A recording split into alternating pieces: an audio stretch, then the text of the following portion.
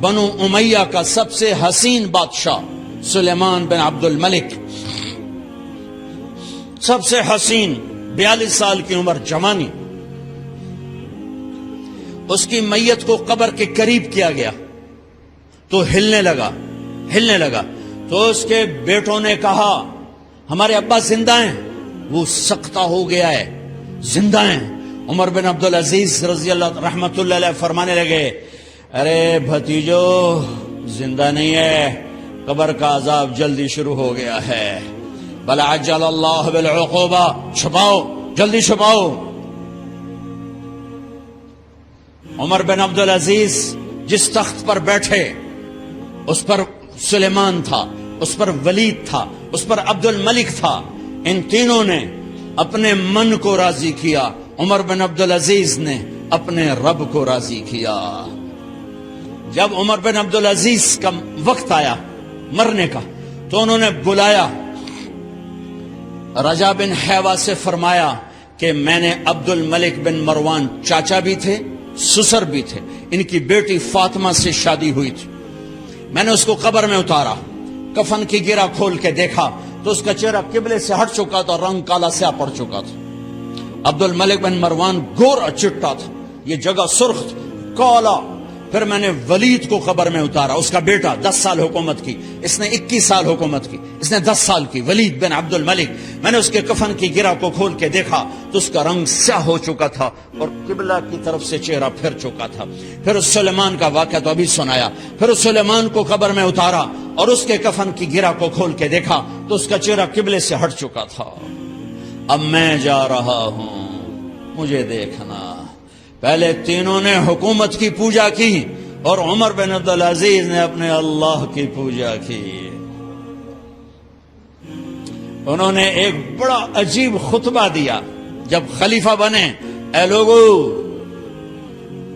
بچپن میں شعر و شاعری کا شوق تھا تو میں شاعر بنا، تھوڑا سا اٹھان ہوئی تو علم کا شوق لگا، میں نے علم حاصل کیا، جوان ہوا تو فاطمہ بنت عبد الملک سے عشق ہوا، میں نے اس سے شادی کی، اب اللہ نے مجھے حکومت دے دی ہے، اب تم دیکھو کہ میں اس سے اپنے اللہ کو راضی کروں گا۔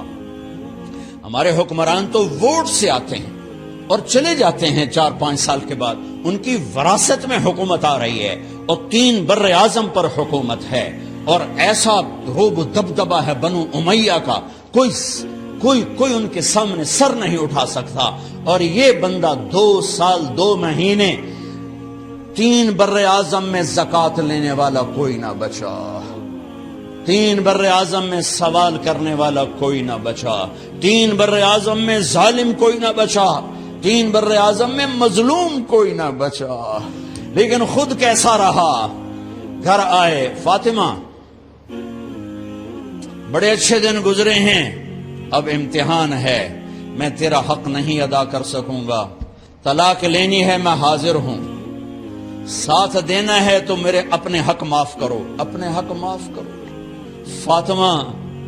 فاطمہ جیسی عورت انسانی تاریخ میں کوئی نہیں آئی، سیاسی لحاظ سے، سیاسی، دادا مروان بادشاہ، باپ عبد الملک بادشاہ، بھائی ولید بادشاہ، دوسرا بھائی سلیمان بادشاہ، تیسرا بھائی ہشام بادشاہ، چوتھا بھائی یزید بادشاہ اور اپنا خامند بادشاہ، 7 نسبتوں سے یہ عورت شہزادی ہے۔ کائنات انسانی تاریخ میں اتنی بڑی عورت کوئی نہیں آئی، سیاسی۔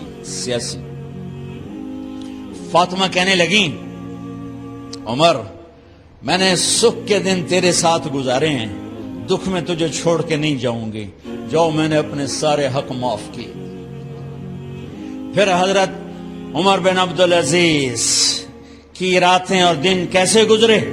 فاطمہ بنت عبد الملک فرماتی ہیں 2 سال 2 مہینے میں وہ میرے بستر پر میرے ساتھ نہیں لیٹے، انہیں غسل کی ضرورت نہیں پیش آئی، مصلے پہ بیٹھتے اور روتے روتے روتے وہیں سو جاتے اور روتے روتے وہیں سے اٹھتے، پر 3 بر اعظم میں ظالم کوئی نہ بچا، مظلوم کوئی نہ بچا، زکوٰۃ لینے والا کوئی نہ بچا، بھکاری بھیک مانگنے والا کوئی نہ بچا، 3 بر اعظم کو ایسے صاف کر دیا۔ یہ فیصل آباد بھی ان کی حکومت میں شامل تھا، چونکہ ملتان وہ بمبئی تک اور ملتان دیپال پور تک، یہ سارا علاقہ ملتان میں آتا ہے، اور محمد بن قاسم نے ملتان فتح کیا ولید کے زمانے میں۔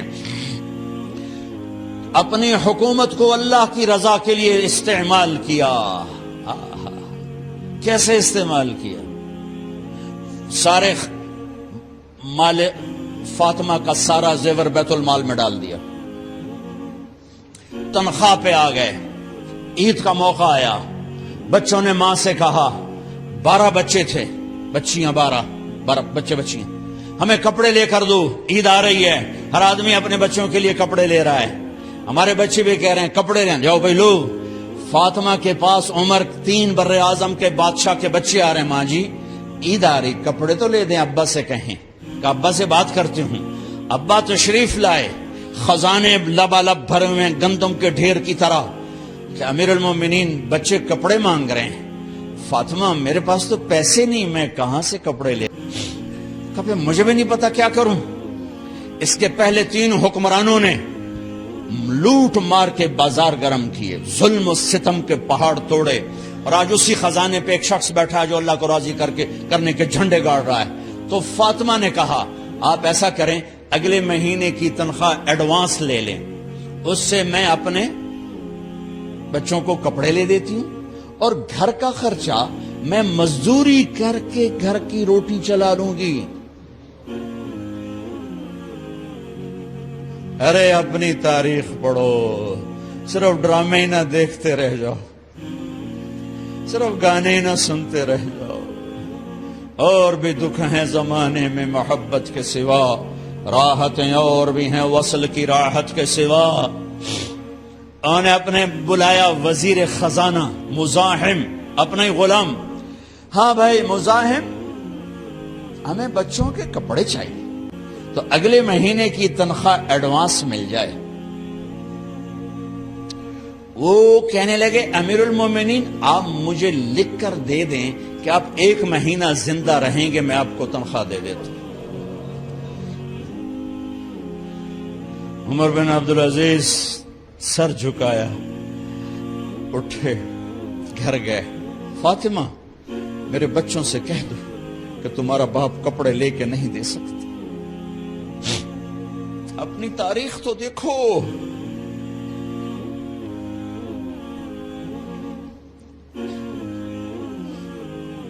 عید کا دن آ گیا،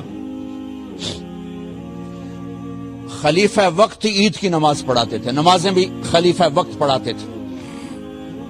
بنو امیہ کا خاندان ملنے کے لیے آ رہا ہے، سارے سرداروں کے بیٹے اعلیٰ پوشاک، اعلیٰ لباس، ملنے آ رہے ہیں۔ تھوڑی دیر بعد دیکھا تو بچے بھی ملنے آ رہے ہیں، امیر المومنین کی حیثیت سے بچے باپ کو ملنے آ رہے ہیں، اور ان کے جسموں پر پرانا لباس ہے۔ حضرت عمر انہیں دیکھ کر ادھر اپنے سرداروں کے بچے دیکھے تو زرق برق پوشاکیں، اپنے بچوں کو دیکھا۔ ارے اس باپ سے پوچھو جو سب کچھ کر سکتا ہو اور پھر مٹھی بند کر لے کہ نہیں میں نے حرام کی طرف نہیں جانا۔ بچوں کو دیکھا تو آنکھیں ڈب ڈبا گئیں، آنکھوں میں آنسو آ گئے۔ فرمایا میرے بچوں آج تمہیں اپنے باپ سے گلہ تو ہوگا کہ آج ہمارے باپ نے کپڑے ہی نہ لے کے دیے۔ ان کے ایک بیٹے ہیں عبد الملک، ان سے بھی 4 رات آگے تھے، ان سے پہلے ہی فوت ہو گئے تھے۔ کہنے لگے ابا جان آپ کو مبارک ہو، آپ نے قومی خزانے میں بددیانتی نہیں کی ہے، آپ کو مبارک ہو۔ آج ہمارا سر بلند ہے، ہم شرمندہ نہیں ہیں، ہم شرمندہ نہیں ہیں۔ انسانوں کو کپڑوں پہ نہیں تولا جاتا۔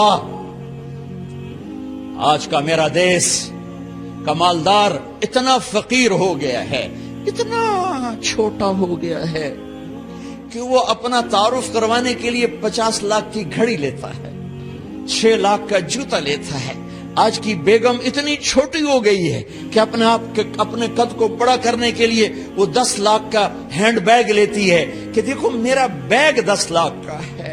ارے میری بہن، تو 10 ٹکے کی بھی نہیں رہی اگر تو نے بیگ سے اپنے آپ کو بڑا بنایا.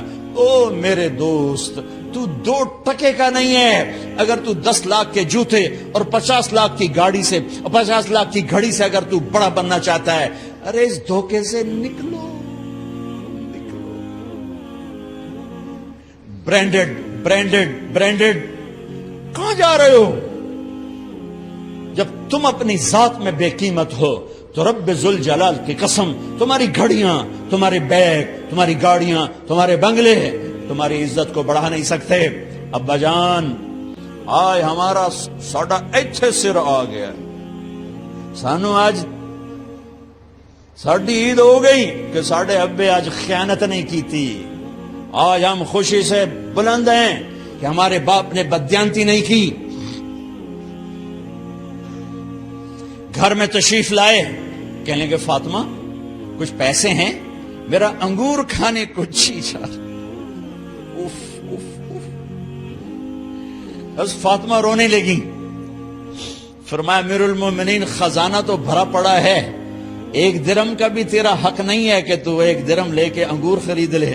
تو تھوڑا پٹھے. فاطمہ میں جہنم نہیں برداشت کر سکتا.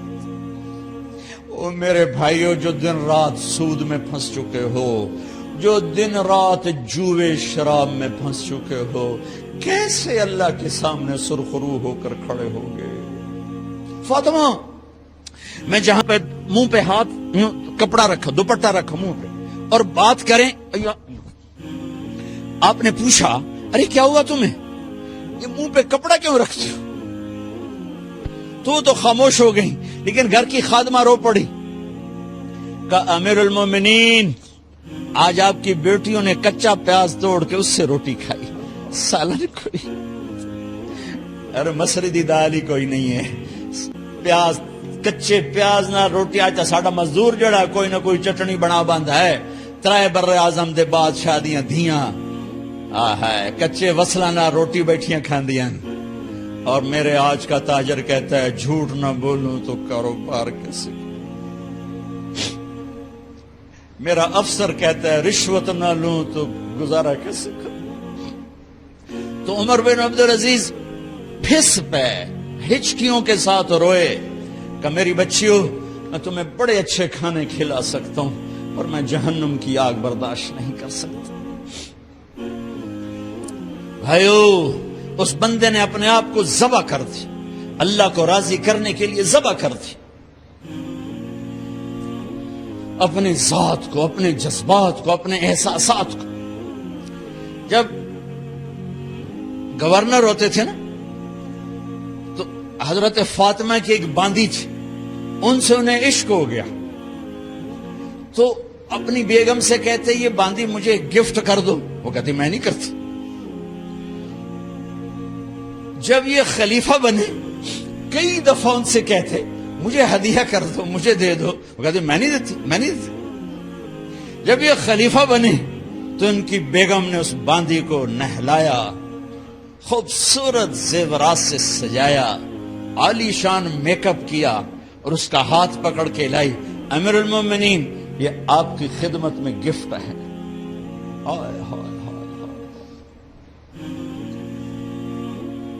اس کو یوں دیکھا، فرمایا کہاں سے آئی تھی؟ کہا جی عبد الملک نے کوفے سے مجھے زبردستی اٹھوایا تھا.